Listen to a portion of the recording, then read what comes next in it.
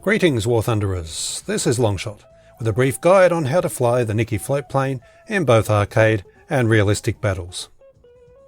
This fighter was introduced in patch 1.65 and sits on the tech tree right after one of my favourite planes, the A6M2-N Float Zero, or as I like to call it, the Canoe of Destiny.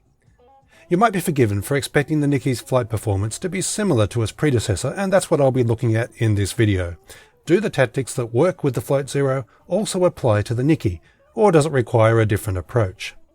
Well, let's start with the armament. It has two Type 99 Mark 1 20mm cannon and two light machine guns. The same as the Float Zero, however the N1K carries 200 cannon rounds compared to the Zero's 120. The armour is just a single plane behind the pilot, and the X-ray shows a massive fuel tank in the float and several more in the belly of the plane.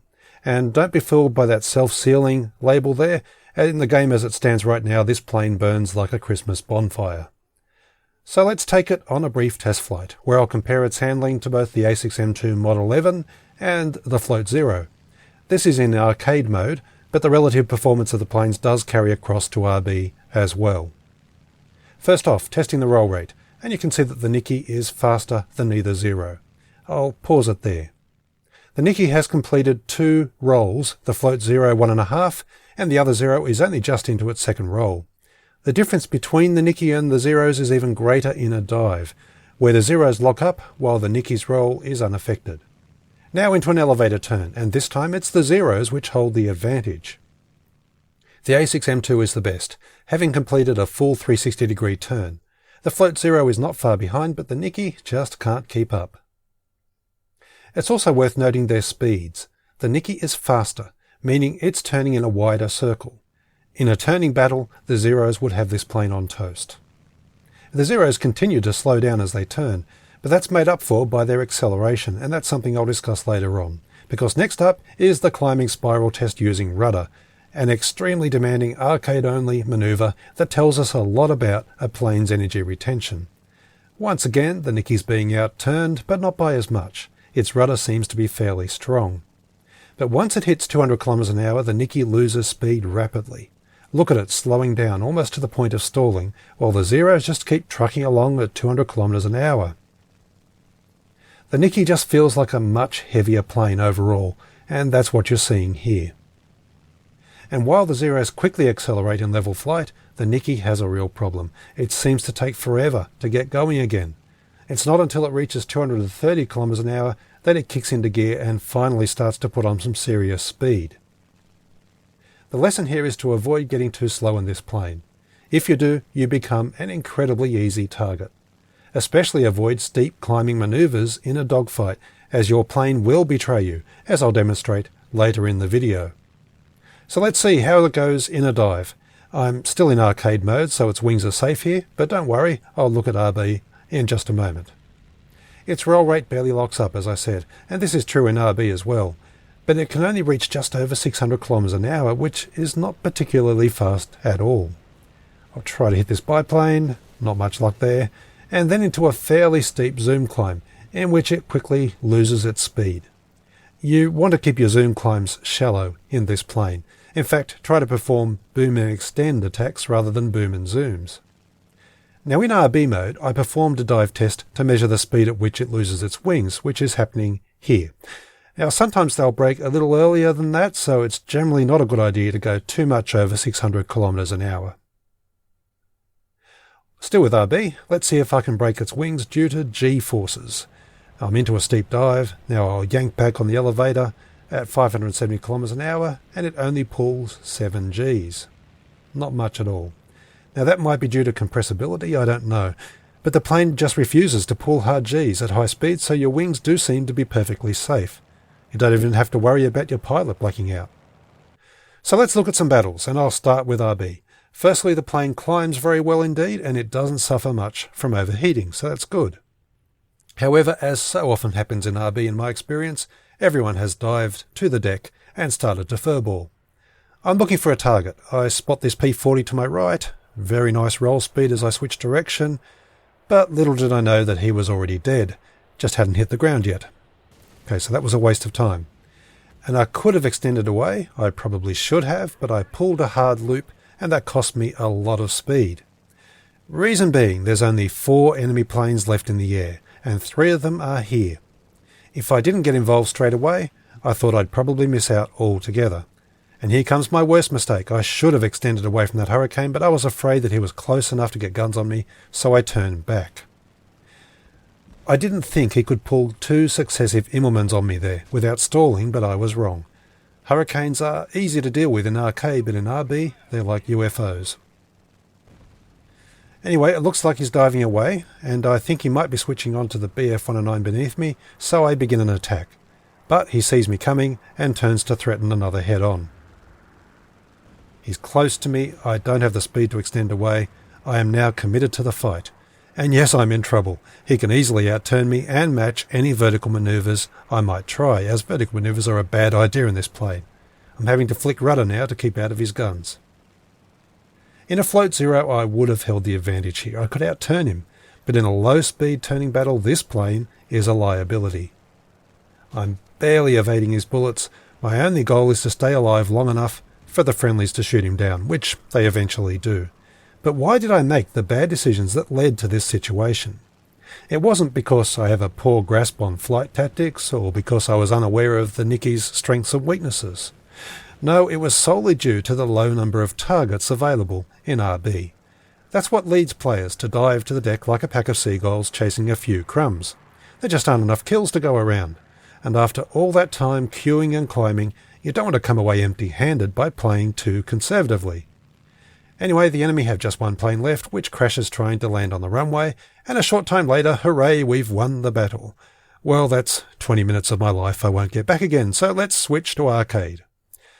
Okay, to start with, the plane actually climbs quite well once spaded, getting you to around 4,200 metres in 2 weps from a 2,000 metre spawn, but this plane is not a bomber hunter.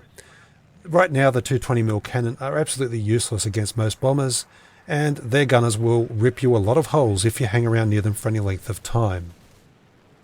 So if you can't hunt bombers in this plane, that only leaves fighters as a potential target up here. But that's not easy either. There are still planes that outclimb you, such as Spitfires and BF-109s, which are also faster than your Nicky in both level flight and in a dive. And flown correctly, those planes will defeat you with ease in a dogfight. All they need to do is drag it into the vertical. You'll lose speed and become the easiest of sitting ducks. I've seen a distant Focke-Wulf 190 with a choker on his tail, but decided I'm safe enough to keep manoeuvring with this Key 44. I made the mistake of going a bit too vertical there to follow him. I'm out of speed, the 190's in range. That one turn slowed me down enough so that I couldn't dodge his attack. The higher you climb, the thinner the air, the easier it is to drop to critically low speeds in this plane. It's best suited for combat closer to the ground, even in arcade. So let's see what happened when I joined the feeding frenzy at lower altitude. Okay, I've got an isolated Key 44 again at the edge of the battle. I'm risking a vertical manoeuvre there simply because I'm alone with him, just trying to get him to dogfight with me rather than run away. He has a speed advantage, but I have a turning advantage, particularly as he's not using rudder. I can see the full profile of his plane, so he's using elevators alone. As I start to gain an advantage though, just looking around, I see an SBD coming in. I'm still pretty safe. The Key 44 realises he's in trouble and decides to dive and run. Now, I've got pretty good speed up to a point, but he will run away from me. So before he gets out of range, I'm trying to just take a few snipes here, just to encourage him to try and manoeuvre. And there he goes. So I've got a good shot there, but nothing connects at all. So still following him. This is what it's like, unfortunately, with the cannon at the moment. They seem really unreliable unless you get very close. And even then, it's a bit of a lottery as to whether you'll get value for your shots or not. Still chasing the Key 44. A lot of times being soaked up here, and he really just wants to run now, so I'm going to give up on him. Especially as there's new planes coming in, an A36, which I have to dodge. Again, I'm forced into another vertical manoeuvre. Fortunately, there's no other planes around to take advantage while I'm down to 200 kilometers an hour. Get a nice shot at him here. No, I miss. Another nice shot. I set him on fire. Surely I've got him now. Nope, just an assist. That's life in the furball, I'm afraid. Keep twisting and turning and hope for those deflection shots, and sometimes it pays off and sometimes it does not. Okay, dropping into a shallow dive to accelerate to intercept these planes. Decide to go for the Henkel 112. Probably should have gone for the pea shooter. Can't get guns on him. Bit of a risky vertical manoeuvre on my part, but I'm hoping he'll expose himself for a deflection shot here, but he's a bit evasive, and before I know it, I find myself chasing someone's tail. The worst thing you can do in a dogfight, and the tracer flashing past tells me I've got a bogey on my tail. Let's see what it is. My worst nightmare, it's a Key 10. Its 2 pop guns are more than capable of bringing me down. Look at the damage he's doing. And he can follow me in any manoeuvre I care to pull. My only hope is to cut throttle, which I'm doing now, and use rudder and roll to try and get out of his guns and force an overshoot. Nearly, but not quite. Let's see if... Yep, there he goes. Got him past me. But he could still just turn right round on me. I'm into a bit of a scissors here, and he seems to have lost me. For some reason he stopped turning and he's flown straight, and that'll allow me to line him up. And will the cannon actually work for me? Yes, they will. This plane can kill biplanes. That's something, I guess. Let me put that theory to the test and see if I can take a pot shot at this I-15 who's oblivious to my presence. Set him alight, at least. That's something. Depends if he burns up or not. Let's see. Yes. Well, slayer of biplanes. This plane's good for something. That's not really a great recommendation, is it? So I'll finish with my best game in arcade so far in this plane. I side climbed to about 3,500 metres, and now I'm diving on targets. I only climbed to that altitude to give me speed in a diving attack. Lining up this P-47, who is not interested in air-to-air combat at all. He just wants to bomb a base. The things the game encourages people to do, I don't know. And I actually get a critical hit in a brief deflection pass there, rather than the ordinary just hits or nothing at all, and it's terminal damage because he's going straight into the ground. That is a good sign. Pains me to see fighters used like this, it really does. And I've just taken a wing off. So it looks like, in this battle at least, the hit detection gods are with me. But first, I've got a problem. Yak 1 incoming at high speed. He's on fire, but I've got to evade him. And that's not easy in this plane because you go slow. As soon as you go evasive, you bleed speed really quickly, and that makes you an easy target. Managed to get away with it with a bit of damage, but I'm still in the air.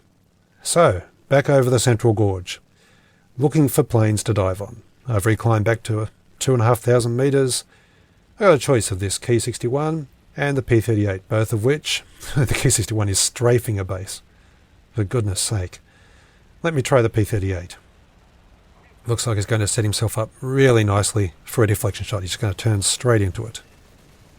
Yep, down he goes. So 3 kills. The 61's no longer there, so I'll extend away. And even though I'm extending at a pretty shallow angle, I'm still going to bleed speed pretty quickly. As soon as I start to lift up a bit more, my speed just drops away, and before I know it, I'm under 200 kilometers an hour. In fact, I've barely got enough speed to get over this hill. It's just not a boom and zoomer, really, is it? Even though you have that nice handling in a diving attack, you just can't keep extending away and resetting for another one. You have to stay pretty close to the combat.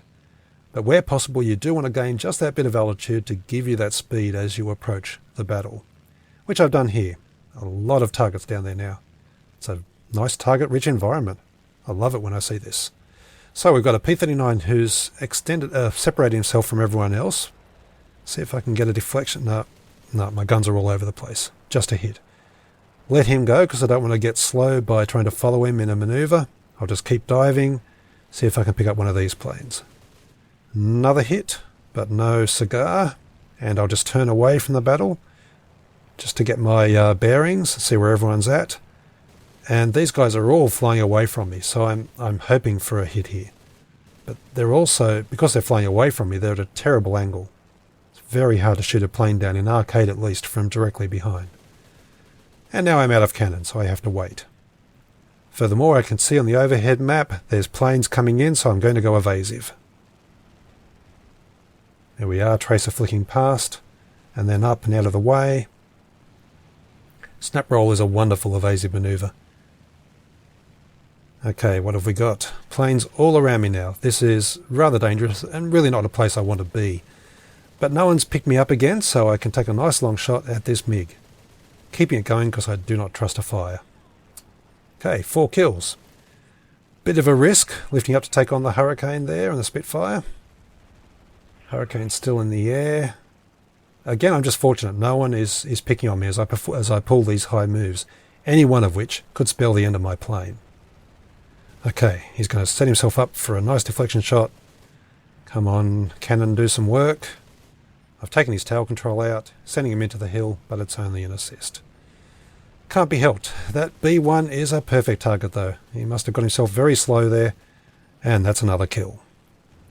Alright, time to extend away, reload, and prepare for the next round of enemies coming in. Obviously no one is booming zooming us from above. If they were, this would be much harder to pull off, but I'm fairly close to my own fighter spawn. The enemies keep arriving in waves at low altitude but fairly high speed, as long as you dodge them. Keeping your wits about you and keep looking around to refresh your situational awareness, you can keep doing this. This Key 44 looks like a good target. The 109F looks like overshooting him. Let's see if I can position myself above him for a shot here. Here we go. But there goes the 109. Takes just a flick of fire from me and down he goes. Isn't that always the way with friendly fire? It just takes one shell to kill a friendly plane. You can put 100 into an enemy and get no results at all. Oh well, such is life. There was nothing I could have done about that. Okay, just got to wait for the next lot of enemies to come in. Let's see what we have. The plane behind me is no threat. We've got the Corsair, just taking my time while I build up a bit of altitude so I won't be too slow when I engage. Above him is a Su-2, which I'm watching carefully because he could dive on me and probably wreck me if I'm not careful. So I'm just not committing yet. Okay, I decided to go for the Beaufort because he sets himself up really nicely, even though it is by far not the kind of target I prefer to engage. These cannon are not good against bombers, which is what he is. But you take what you're given, and he's setting himself up again. And yeah, the hit detection gods really were with me this battle. 7 kills. Not bad. And that's all it'll be for this battle because it's winding down to an end. 7 kills may not be much of an achievement in a BF-109 or Spitfire, but with a Nicky float plane, it's not that easy unless you're a lot better than me, which of course is entirely possible. You'll be doing well to average 3 or 4 kills per flyout in this crate. Oh, and you can forget about exerting much, if any, influence on the outcome of a battle, in arcade at any rate. If you want to win, fly bombers and fast interceptors, but this plane presents its own unique challenges. It turns decently well, without being a straight-out turn fighter, but it loses energy like a stuck pig in vertical manoeuvres, and it struggles to accelerate. It has a superb high-speed roll rate, but it lacks the dive speed and engine power to thrive as a boom and zoomer. It's really a bit of a mixed bag. It's an odd sock in the laundromat of War Thunder. But I have a partiality toward odd socks, so I'll probably be tempted to fly this again. But that's all for this video. Please share your comments and experiences with the Nicky float plane, and remember to like, subscribe and get your friends watching, as that will encourage me to keep making videos. Until my next one, this is Longshot signing off. Good hunting, and I will see you in the skies.